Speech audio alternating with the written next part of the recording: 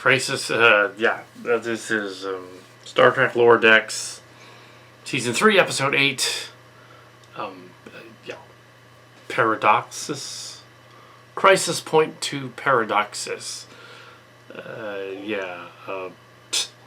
Apparently the crew is on a, the lower deckers are on a Sovereign class ship in a fantasy story on the holodeck, with the Romulans stealing an origami time device and using it to go to different eras, including like Star Trek II era, where there's like a Carol Marcus type of character. There's a they just leave the he's supposed to be Kirk, so he's Kirk-like. So I guess she has a kid, but they just don't address it, which is messed up. Then there's sort of I thought it was a lizard or praying mantis at first, but it was more of a centipede creature, Tic Tac or whatever. Giant like pillbug thing, insect, but not a determined. Come on. Yeah. So yeah, they're all like they do this the gag with they have a lot of homages in the story. They homage Star Trek II. They homage 2340 using the time device. They go to 2041 chasing the Romulans. The Romulans attack the Cerritos and they're rescued by the Wayfarer. And the Wayfarer goes to the regular one station and they do the Star Trek II thing, and then they go to 2341 and there's like a slime monster thing. I'm assuming that's a reference to Rick and Morty that they threw in there, but they have the Starfleet uniforms properly. Their uniforms in the Wayfarer universe look cooler than the ones. They're sort of the movie edition uniforms. Yeah, they just changed the color palette around, so it looks more like on location cadet outfits. But yes, silly Trek Starship Locations outfits, which they kind of look like. So yeah, you also have. They didn't do that on purpose. They just happened to come across that color. It's not us. There's a number of other gags and jokes in there. There's a giant insect that So is impressed by Boimler that he's in love with him, which was funny. But it wasn't necessarily a lizard, it was an insect. Also, there was a map on a guy's back. I think there was spoofing a water world there. And in order to, it folds it his flesh together to get the design on the back. And then there was and they go to 2161, where they're forming the Federation. The Romulans have a bomb. They're gonna blow. The bomb looks like the device from Star Trek Nemesis, but it acts more like a bomb, so it's not really the device from Star Trek Nemesis. That was more of a melt the bad guys thing, and so yeah. So then they go to this. When they're on the planet with the lizard guy, they're acting like Star Trek V, and they're like the meaning of life aliens and the Space God things, and they spoof that near the end when they cross the motion picture with Star Trek V, and so there's this God entity in there, and you try to get the meaning of life, but they're all quotes, just meaningful quotes from the 60s, which is funny. Boimler ends up on Kirk's ranch, which has been taken over by Captain Sulu. Oh my. Now at the convention we're at, Mark Cards and I went to the convention, he was there for day one, and that's leading somewhere. That was with Christopher Lloyd showed up at the Adam Savage convention. George Takei was at the second one, and George Takei mentioned that he was trying to not give away that he has a cameo in a Star Trek episode, and it's this one. So, look for the George Takei cameo in here. Yeah. it was animated, yeah. Where he has Kirk's ranch, and of course he's going to bite you. Feed the horse and then bite you. Yeah, but yeah, also reference to a Mark's Card story that was never published. It's like, no. It's Star Trek. They're spoofing Star Trek Generations, so that's what they got to say. They didn't get it from us. So there's, Sulu's in there. It's George Takei. Oh my.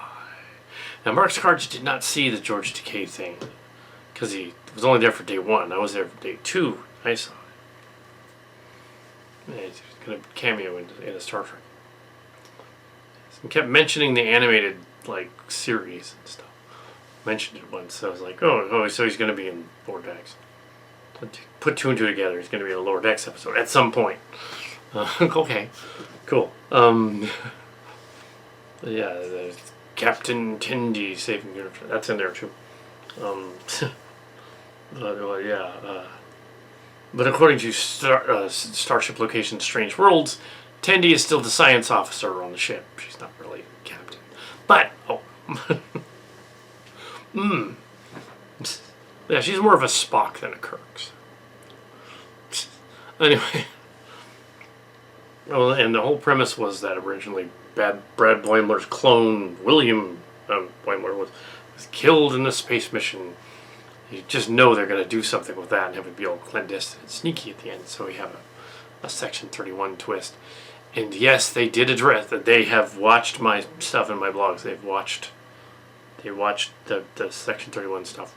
They watched mine and others, for those 2, granted, making fun of that scene from Discovery where they were wearing giant black badges on them to be Section 31. It's like, why would the spy agency advertise that they're a spy agency?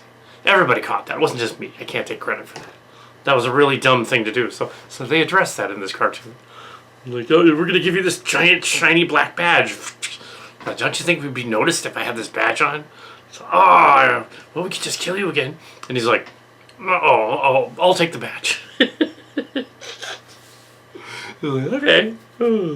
Anyway, so, yeah, I was doing a rundown of it. Had a lot of, I can see why some of the Trek Yards people or the Trek Core people, are kind of annoyed that it's just a lot of references in a lot of these episodes, but isn't that the point?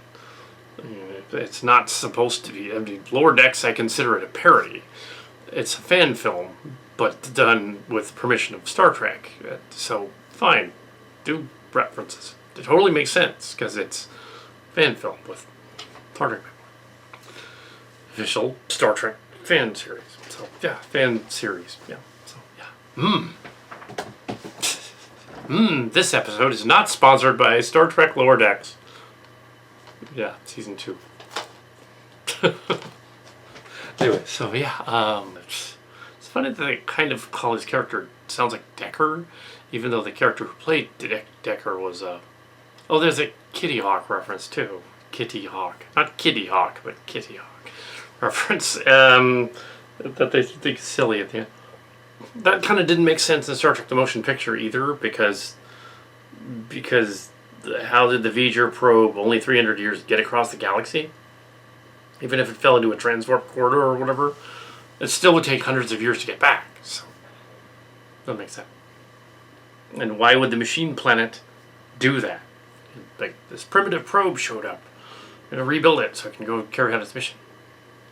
Learn all that is learnable. I don't even think the Voyager probes could do that. We have 2 Voyager probes outside of the solar system, but yeah, they're only just outside the solar system. So is Pioneer, really. The 2 Pioneers are there somewhere. I think they're more in orbit. I think they forgot about those. Yeah, one of them got blown up in Star Trek V, but it wouldn't be near Klingon space. It would be literally still adrift near Federation space.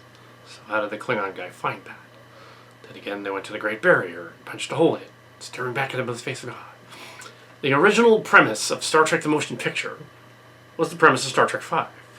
The original premise was, literally, they were in the writer's room, and they were like, yeah, let's do that. Let's have an episode where Kirk and the crew punch the middle of the universe, the Great Barrier at the edge of the galaxy, and go to meet God. And then, so the producer guy got up and said, that's not big enough. And it kind of wasn't, because, no, it has to be an alien at the end. It can't be literally God. That's no, it's got to be an alien. It's trapped in there. This is kind of what they did with Discovery season 3 as well. The universe-ending threat was, space and time was ridiculous there too. Another universe-ending threat. And I was like, why do they keep doing that? And it turned out, it just couldn't communicate with us, and the threat was neutralized instantaneously across the galaxy when they convinced it to not attack them, like the whale probe in Star Trek 4. Yeah, which wouldn't have worked either, but oh well, science fantasy at that point. So space gods. Kitty Hawk is funny, but yes, the guy who played Will Decker on Star Trek: The Motion Picture ended up being on a TV show. And then years later, he got in trouble for being a diddler. So you don't reference him necessarily. He's a diddler. They're not going to do any special action figures of that character, I wouldn't think, for Playmates. Playmates figures. 2022 Playmates figures. Yes, they're back. So, mainly on Amazon, but I'm sure you can find them. So hopefully they don't stop halfway through like they did with the Star Trek 09 ones, which were long scale. Yeah, like half a bridge set that they never came up with. It stopped. They made the weirdly undersized 3.5-inch scale ones that didn't even match up really with G.I. Joe's, and then they made the larger ones that were the scale of this was back in the day, in 2009. The larger ones were the scale of the ones from Art Asylum, but they didn't really. I don't know what they were thinking. They were actually a little smaller than the ones from Art Asylum, so they didn't match with anything. So and for years the Abrams people were like, "Oh, we're not going to do this." So so now they're allowing their own show to make fan films and fan episodes, like fan service. So why not? The Disney Star Wars ones are doing the same thing. There's a bike chase similar to the car chase in similar to the chase in Star Trek Nemesis. There's a lot of Nemesis references. There's the bomb thing and all that. Boimler, Rutherford being all chuckly and driving Tindy crazy because he's amused. The character development is funny, and the implication is that somehow he's in charge and Beckett isn't. It's funny. All of that is referenced in Strange Worlds as well. So what did they end up 20 years later? They kind of ended up all together again in a reunion. So they kind of ended up together. So they probably had an orgy. Lots, actually. They probably had a reunion orgy. But yes, but they're all consenting adults in space, and they're cartoon characters. So. No, they didn't show an orgy. But no, it's just that they went on the holodeck and they did what they would do. But yes, I think on the show they're supposed to be in their 20s. The actors are, they're in their 30s, but that's all right. But so in the end, it was a fine episode. I mean, it was fan service. That's literally what it was about. You get to see a Sovereign class ship, and a Defiant class ship in the end. And you get to see Romulan ships that look like the ones from the. I'm sure Trek Yards will go over that one. The ones from Nemesis, but getting toward the ones from the newer one. The question is, though, when Lower Decks in 2 years reaches the incident at Mars, where the synth incident at Mars happens, will they actually reference that as they approach 2385? Or is this a separate timeline where those events didn't happen quite that? Because in this universe, we couldn't use Picard, so we used Lucky Clerk in Strange Worlds. Even though it's clearly supposed to be Picard. Yes. Interestingly enough, the Picard Season 2 does address that Shadow is either gone or missing. That the Romulan husband or other aide to Picard is gone. because he is off hanging out in strange worlds. He's just not there. He's not dead. He's just gone. He's hanging out. Yeah. But yeah, because they had to do that because I was going to put him in my story. But I did end up changing his name, so they didn't need to do that, but they did it anyway. They didn't need to. I called him Shadow Dancer. Changed his name. I didn't keep his name. But yeah.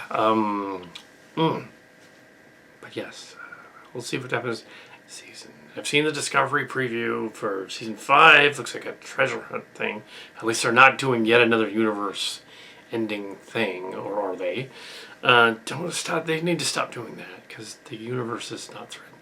The Star Trek Picard preview with the evil, angry, bitter McClanahan twin, the Elysian lady, is hilarious. Hopefully, the drama is dramatic. They're doing Starship locations for Picard season 3, so we will.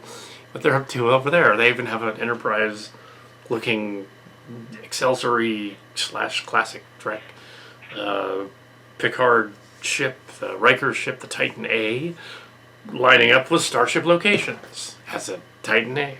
You know, looks kind of like it. Of course, I modeled my Titan A, cardboard version, the wooden version.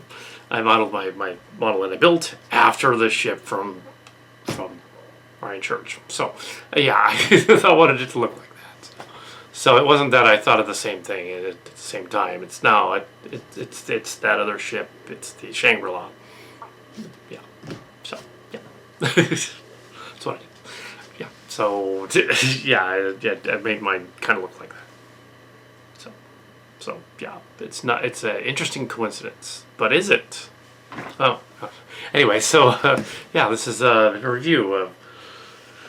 And strange, in a couple of weeks we will have Star Trek Prodigy, season 2 or 1.5. It's season 2, and there will be a cameo there, I'm sure, as well. Anyway, so Danny Crane.